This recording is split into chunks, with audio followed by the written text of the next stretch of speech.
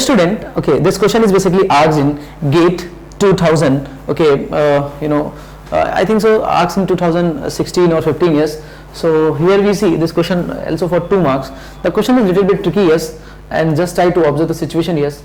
So देखिए ध्यान से यहाँ पे मेरे पास अगर हम इसको देखें कैसे सॉल्व करना है, मेरे को क्या निकालना है, Z11 निकालना है. So what about the Z11? तो Z11 is equal to V1 upon I1 whenever the I2 is equal to 0. Okay.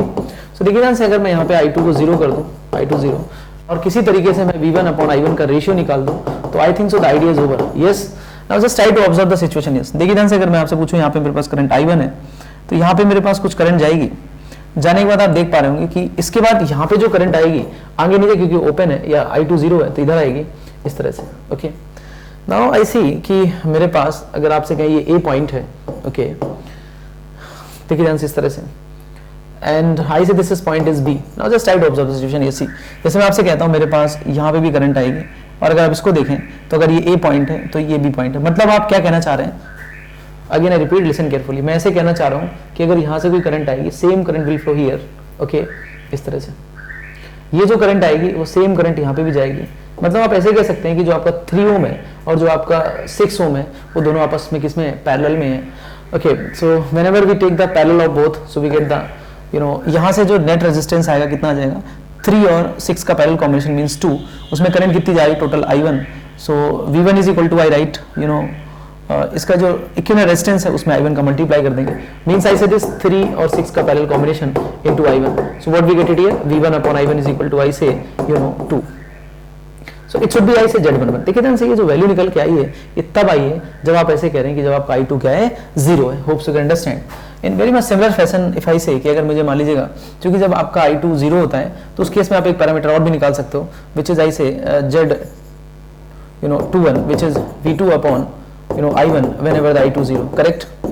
ये पैरामीटर भी निकाला जा सकता है. तो how we calculate, just mind the situation. See जैसे मैं आपसे एक बात पूछूं यहाँ पे अगर कि ये मेरे पास जो करंट आएगी, यहाँ पे जो मेरे पास करंट आ रही है I1, ये ऐसे करके इस तरह से आ रही है. इसके बाद आप ध्यान दे रहे हैं इसमें, तो ये जो I1 करंट है ना वो बेसिकली 3 ओम और 6 ओम में डिवाइड हो रही है, बोथ आर इन पैरेलल. तो यहाँ पे कितनी करंट होगी, तो वी कैन बेसिकली कैलकुलेट. तो यहाँ पे करंट अगर मैं निकालना चाहूँ, इस करंट का नाम अगर मैं I डैश दे दूँ, तो what about the I dash, so I dash is equal to hope so how much, this is 6 divide by 9 into I1. Correct. Now I say कि अगर मैं आपसे एक बात पूछूं अगर कि सर यहाँ पे करंट मेरे को पता चल गई plus minus, now is it possible to apply the KVL like this, definitely we apply the KVL like this. So what we get it here, we see कि यहाँ पे जो मेरे पास अगर जो मेरे पास यहाँ पे निकल के आ रहा है, अगर आप ध्यान से देखें, so what we get here, तो ओके नाउ जस्ट सी, तो यहाँ पे हमने Z22 निकाल रखा था, Z11 बेसिकली कितना आ गया था, 2 ओम आ गया था. नाउ सी अगर मैं आपसे पूछ रहा था यहाँ पे मेरे पास करंट कितनी थी, now just try to observe situation. Yes, see this is we have.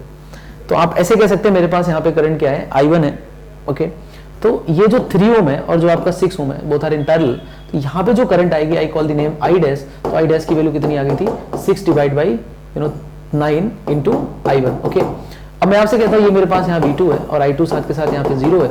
So now is it possible to apply the KVL, हमने कहा definitely. So if I apply the KVL, what we write it here, V2 देखिए plus है, फिर क्या लिखोगे, plus I write it here 3 I1 dash is equal to 0, क्योंकि मैं ऐसे केवीएल लगा रहा हूँ. अब मुझे एक बात बताओ, जैसे मैं आपसे कहूँ कि सर यहाँ पे हम क्या लिख सकते हैं, तो आपने कहा V2 is equal to minus 3 I1 dash.